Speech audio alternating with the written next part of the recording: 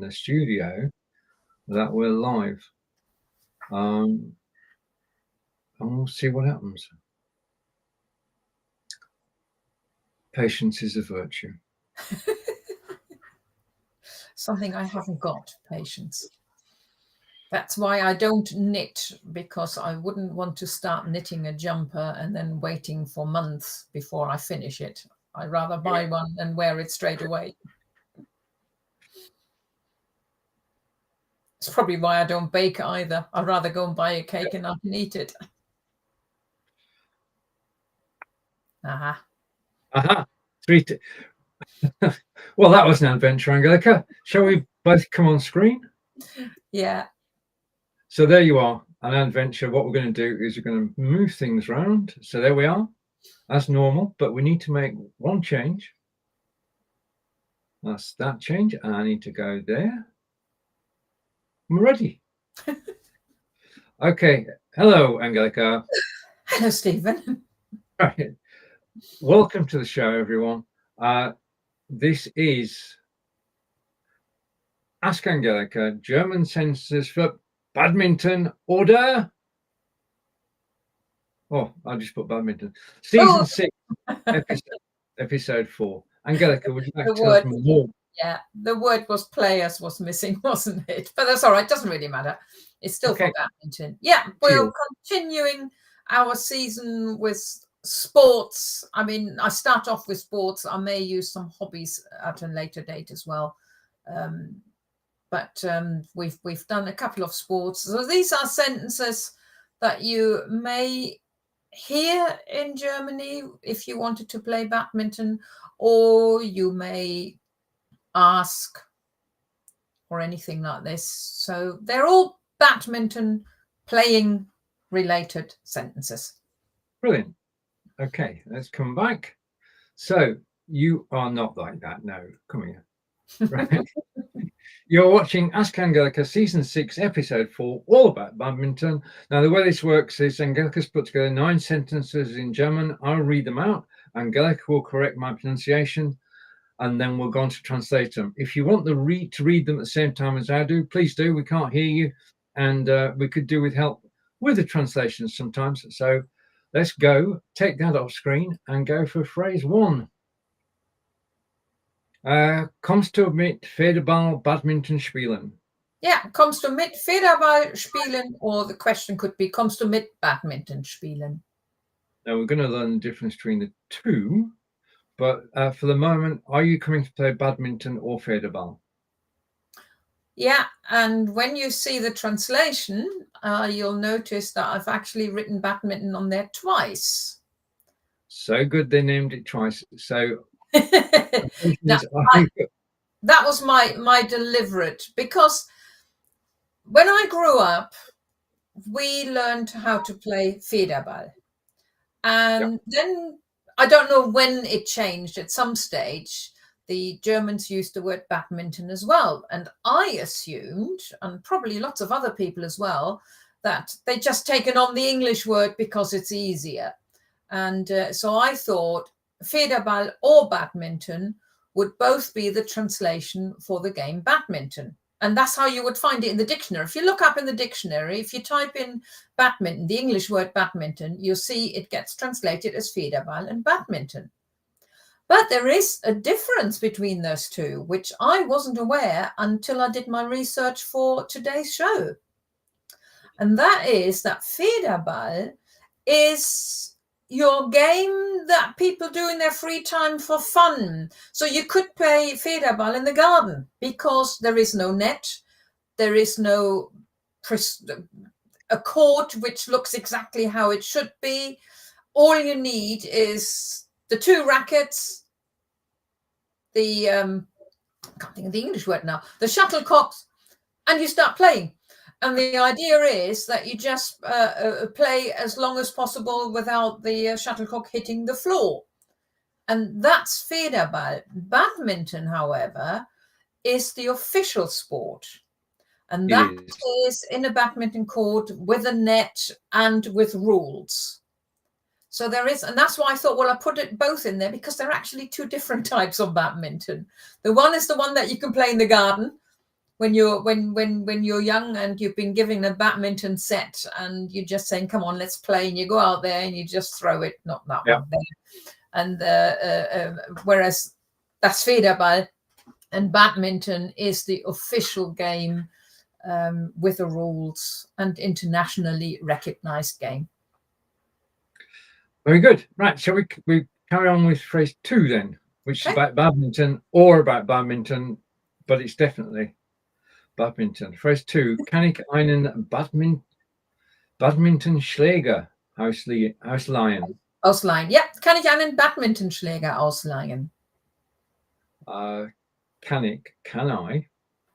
I'm going to say Schläger is racket, so can I a badminton racket? I don't know. What is ausleihen? Borrow. Borrow.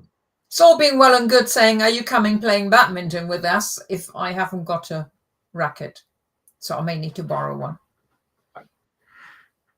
Okay. Good. So the English translation is,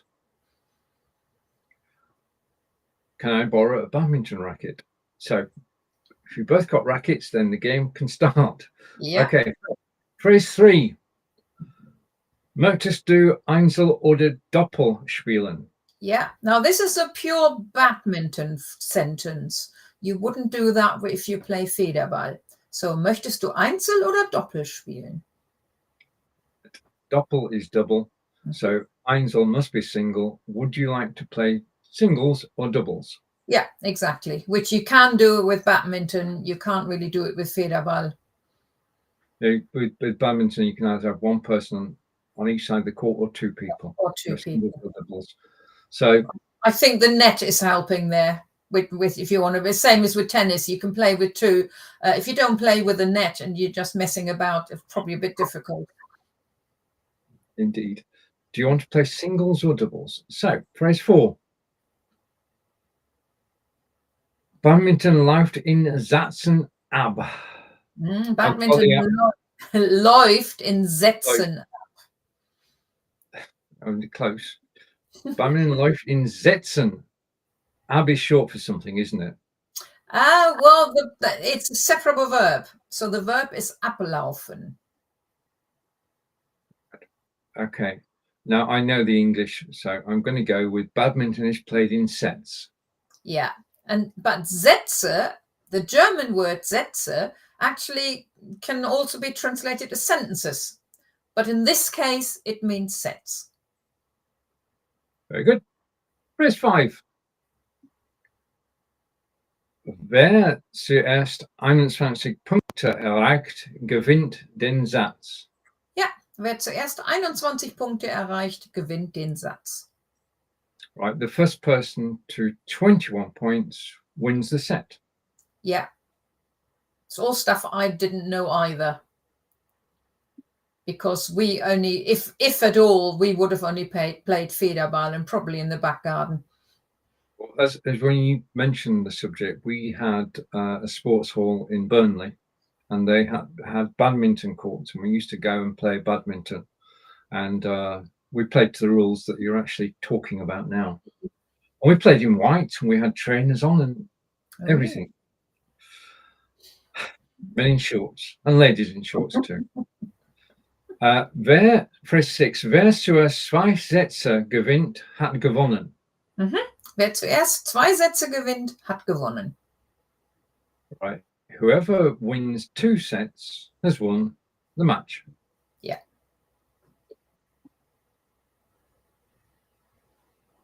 Whoever wins 2 sets. Or in English, in English, we would have just said the first to win 2 sets rather than whoever wins 2 sets. Okay. But things don't always go right. Sorry? I think things don't always go right when you play badminton. Things always go right when you broadcast. Sorry about that. Fehler, der Federball wurde ins Netz geschlagen. Yeah, I can imagine somebody really shouting out, Fehler! Maybe, I don't know. Der Federball wurde ins Netz geschlagen. Yeah, hitting the ball over the net is the idea. Error. the shuttlecock was hit into the net. Yeah, I like the word Federball because in true German fashion, it tells you exactly what it is. It's a ball, and originally it had feathers on it. Now it still looks like feathers, but of course it's all plastic, but it's a feather ball, literally. It is indeed. And the translation is error. So Fehler is error, and the shuttlecock was hit into the net. Right, I'm not gonna say this with too much feeling. Oh nein, der Ball ist im Aus. Yeah, oh nein, der Ball ist im Aus. When I wrote that, I actually thought of tennis and the one scene where, and I've forgotten who the tennis player was now, when he shouted, "You cannot be serious," because the ball. Oh, I can't translate it yet, but I think it's pretty obvious what it is. Okay, I don't know how he got into here, but he's here, and Mr. McEnroe we're talking That's about. it. Yes. Oh nein, oh no. Das Ball ist im Aus. The ball is out. Yeah, der Ball ist im Aus. The ball is out. Phrase 9. Wir brauchen neue Federbälle. Yeah, that's the plural. Wir brauchen neue Federbälle. And this does happen, especially when there used to be feathers. We need new shuttlecocks. Yeah. It's quite a word. Did you look up the meaning of shuttlecocks, where it came from? No, I didn't. I should have done, actually. I just thought about it because Federball, like I said, it is such a lovely literal translation and it explains exactly what it is. Yeah. I don't know where the shuttlecocks comes from. Is shuttle got that anything to do with rockets? Because the shuttle looks a bit like it, doesn't it? Badminton came before we went to the moon. Right. I think the shuttle actually refers to weaving. The shuttle in a weaving shed that used to go across the loom. I don't know. Right. I don't know. Yeah. Right. Now what's going to happen now is we're going to rewind to the beginning and go to phrase 1. And Angelica's going to rearrange her sticky notes. And Angelika will read the phrase in German, and then I will read the English translation. Kommst du mit Federball spielen? Or somebody might ask you and say, kommst du mit Badminton spielen? That's how you wanted me to read it. You want me to read it? Don't worry. Okay. Translation is, are you coming to play badminton or badminton? Yeah, we don't need it twice now. Kann ich einen Badmintonschläger ausleihen? Can I borrow a badminton racket? Möchtest du Einzel oder Doppel spielen? Do you want to play singles or doubles? Badminton läuft in Sätzen ab. Badminton is played in sets. Wer zuerst 21 Punkte erreicht, gewinnt den Satz. Whoever reaches 21 points wins the first set. Press 8. No, don't press 6. Ah. Okay. Wer zuerst 2 Sätze gewinnt, hat gewonnen. The first to win 2 sets wins. Press 7. Fehler! Der Federball wurde ins Netz geschlagen. Said that with some feeling. I'm annoyed. Error. The shuttlecock was hit into the net. And phrase 8.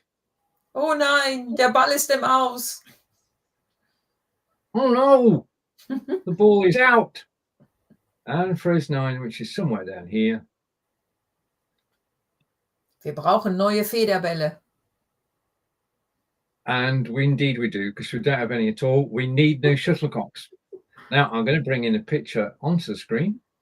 Angelika, would you like to talk about the item that I've brought on screen? Yeah.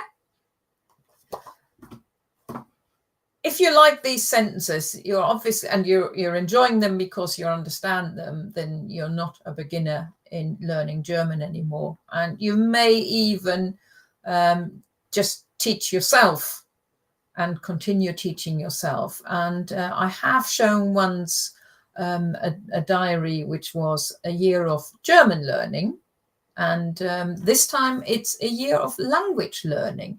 So the difference to the German learning one is that this one can be used for any language, including German, of course. And it follows exactly the same format.